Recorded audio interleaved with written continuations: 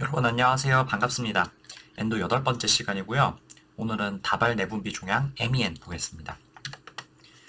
제 책에 보시면은 MEN 카시노이드 튜머 이렇게 나와 있는데요. 이게 되게 간략하게만 나와 있어요. 이제 그러면은 정말 5분도 안 돼서 끝나는데 그러면은 무슨 병인지도 모르고 끝날 것 같더라고요. 그래서 저는 조금 더 자세하게 다루도록 하겠습니다.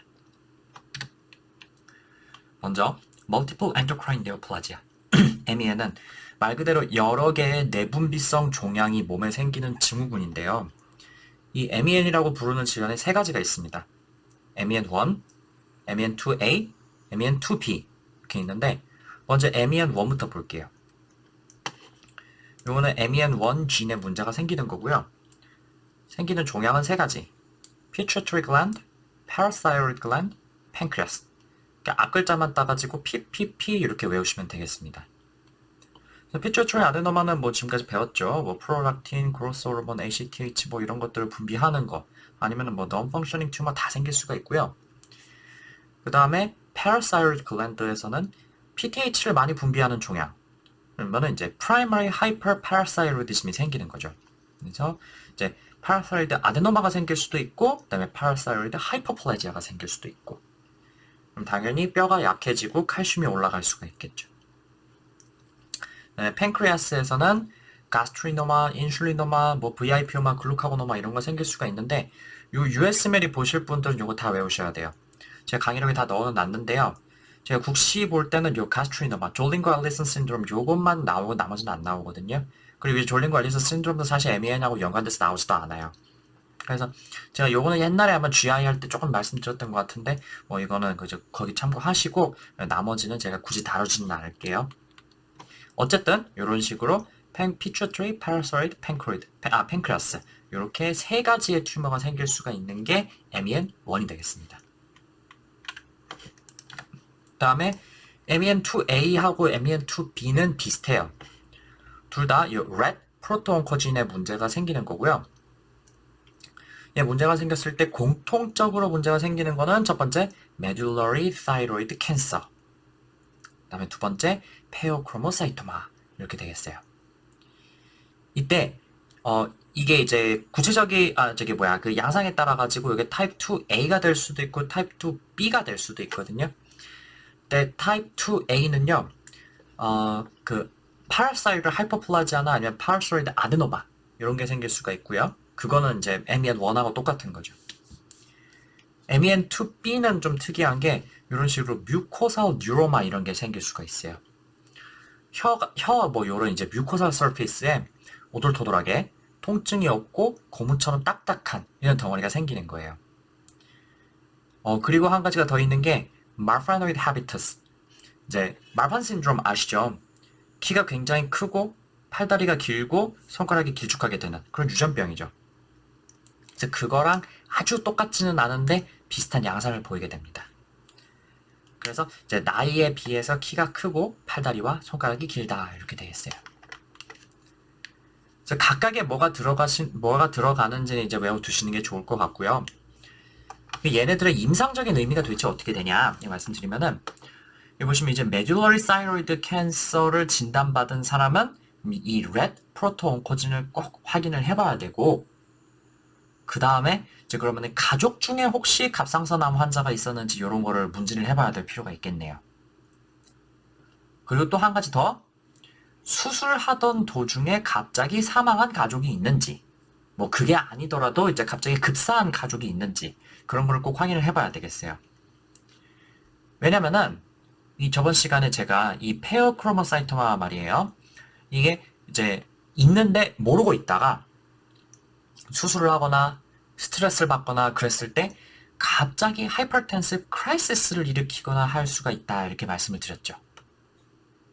그래서 본인이 이 MEN이라든지 아니면 뭐 페어크로모사이토마 이런 거를 모르고 있다가 갑자기 하이퍼텐시브 크라이시스가 발생해가지고 사망한 가족이 있을 수가 있어요. 그래서 결론적으로 가족 중에도 갑상선 암을 비롯한 종양의 히스토리가 있었는지, 그 다음에 뭐 갑자기 사망한 가족이 있는지, 뭐 수술 중이든 아니면 그냥 지내다가 사망할 수도 있으니까 이제 그렇게 급사한 가족이 있는지 물어보고, 다음에 이제 red 프로토온코진 요 뮤테이션도 꼭 확인을 해봐야 되겠고요. 그리고 이제 페어크로모사이토마에 대한 스크리닝도 꼭 해야겠어요. 제 생각에 이거는 시험에 충분히 나올 수 있을 것 같아요. 메듈러리 사이드 캔서인데 수술 전에 꼭 해야 되는 검사가 뭐 있느냐? 보기에 뜬금없이 소변 메타네프린 이런 게 있는 거죠. 근데 사실은 완전 뜬금없는 건 아니고 해야 되는 검사인 거죠. 왜냐? 페어크로모사이토마가 있을 수도 있으니까. 기억해 두시고요. 다음은 카르시노이드 신드롬. 카르시노이드 증후군 할게요. 요 일종의 뉴로엔도크라인 튜머인데요. 그 신경 전달 물질, 뉴로트랜스미터를 분비하는 세포들이 우리 몸의 여러 군데 원래 분포를 하고 있어요. 그래서 그런 걸 이제 뉴로엔도크라인 셀이라 이렇게 얘기를 하는데 그런 것들이 큰 덩어리가 되었다. 이렇게 생각하시면 되겠습니다. 그래서 그런 뉴로엔도크라인 셀들이 특히 많은 데가 어디냐면은 distal small intestine, 그다음에 proximal colon, lung 이런 곳이에요. 참고로 이제 렁에서 이런 세포들이 악성 종양이 되면은 그게 바로 SCLC가 되는 거죠. 근데 이제 그에 비해서 카르시노이드 튜머는요, 그 well differentiated tumor, 그래서 양성 종양이다 이렇게 되어 있습니다. 그래서 이게 small intestine 이런 데 생기면은 히스타민, 세로토닌, 자 그다음에 VIP라 하면 뭐냐? vasoactive intestinal peptide 이런 게 있어요. 이런 물질들을 막 분비를 해요. 근데 이런 게 생산이 된다 하더라도요. 보통은 이것들이 이제 포러 시스템을 통해 가지고 간으로 운반이 되고, 그다음에 간에서 완전히 대사가 되기 때문에 이게 이제 스몰 인테스틴 아니면 라지 인테스틴 이런 데 이제 국한되어 있다면은 이 몸에서 증상을 일으킬 수가 없는 거죠. 근데 문제는 이 카르시노이드 튜머는 well differentiated, 그러니까 양성 종양임에도 불구하고 메타스테이시스를 잘 해요. 그래서 간으로도 메타를 할 수가 있고 아니면 그걸 넘어가지고 렁으로 갈 수도 있고요. 그래서 만약에 이 카르시노이드 신드롬에 의한 증상들, 그걸 이제 카르시노이드 신드롬이라고 하는데요. 그런 증상들이 나타났다면은 그거는 이미 종양이 간이나 아니면은 폐로 메타를 한 것이다. 이렇게 생각을 할 수가 있겠네요. 자, 그러면 카르시노이드 신드롬의 그럼 증상이 도대체 구체적으로 어떤 거냐? 한번 봅시다. 우선 설사를 굉장히 많이 해요. 배가 굉장히 아프면서 워터리 다이어리아가 나오는데, 그리고 설사를 심하게 하다 보니까 영양소 흡수도 잘 안 되고, 그래가지고 웨이트 로스, 체중 감소도 있습니다. 이거 왜 생기는 거냐면은 세로토닌이 인테스틴을 막 움직이게 하는 그런 효과가 있어요.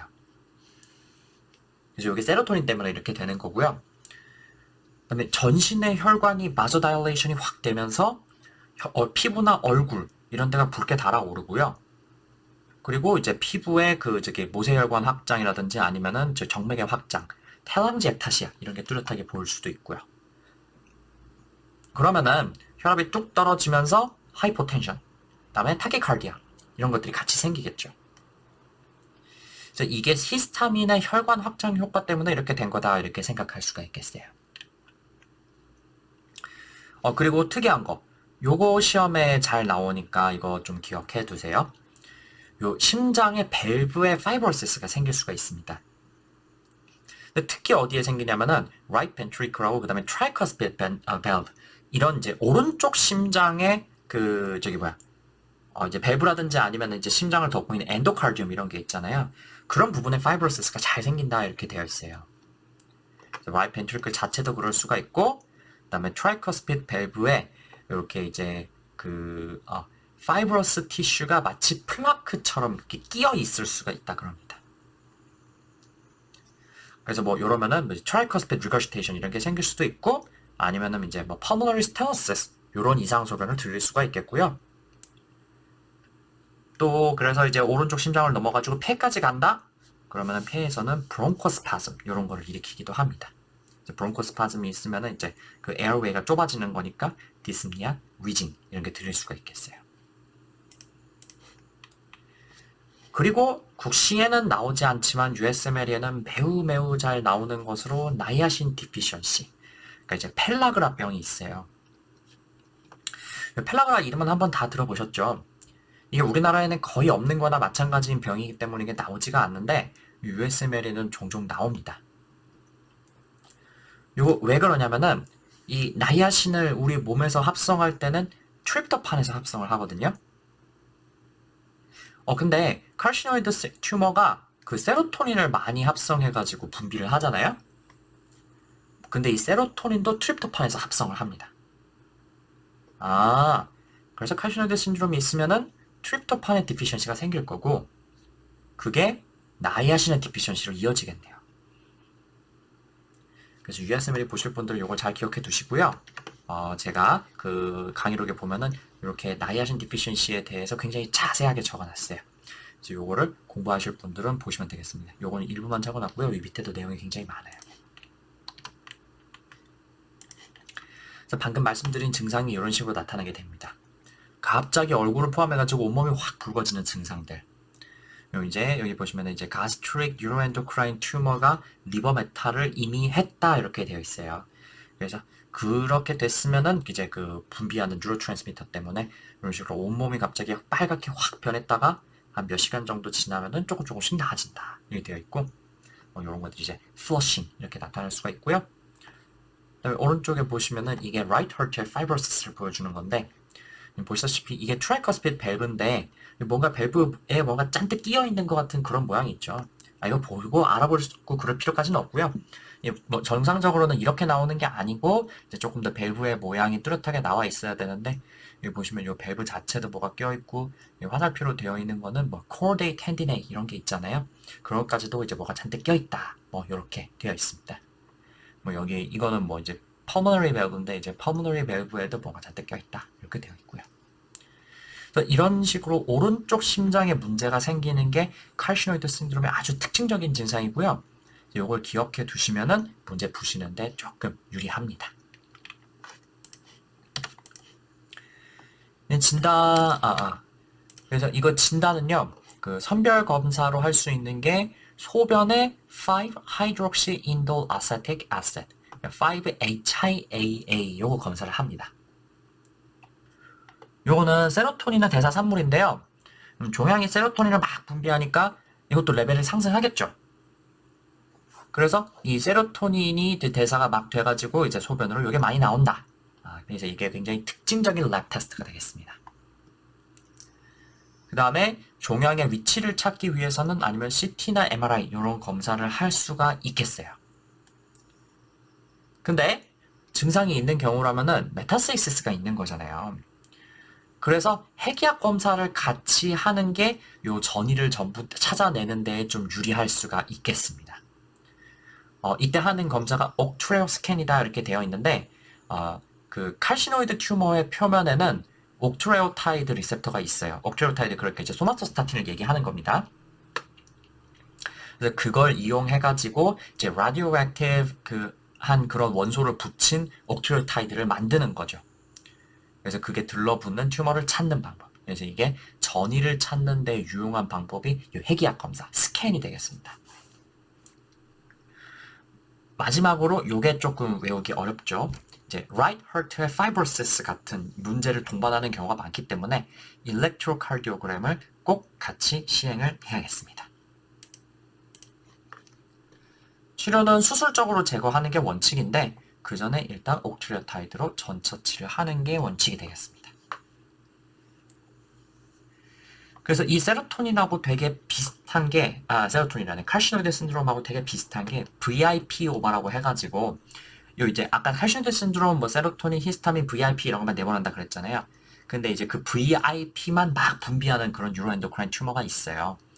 요거는 이제 그 팬크레아스에 생기는 건데 요것도 역시 증상이 피부가 갑자기 빨갛게 달아올 수가 있고 그 다음에 설사를 막 할 수가 있어요. 요런 것 좀 비슷하죠? 근데 right heart fibrosis failure 그다음에 브론코스파즘에 의한 위징 디스니아 요런 거는 VIP오마에는 없어요. 칼시노이드 신드롬에만 있는 겁니다. 그래서 그걸 가지고 VIP오마와 칼시노이드 신드롬을 구별하시면 되겠습니다. 자 그러면 오늘 좀 짧게 해서 다발 내분비 종양은 딱 여기까지만 보도록 하고요. 오늘 한 건 별로 어렵진 않거든요. 근데 이 국시에 워낙 이게 잘 출제가 안 되는 그런 내용이다 보니까 이런 게 있는지도 모르다가 틀리는 경우가 있어요. 근데 뭐 특별하게 준비할 방법이 대단하게 있지는 않아가지고 제가 뭐라고 말씀드리기가 좀 어렵네요. 어쨌든 이제 여기까지 해서 마치고 다음 시간에는 드디어 대망의 당뇨를 보도록 하겠습니다. 오늘도 강의 들어주셔서 감사합니다. 다음 시간에 뵙겠습니다.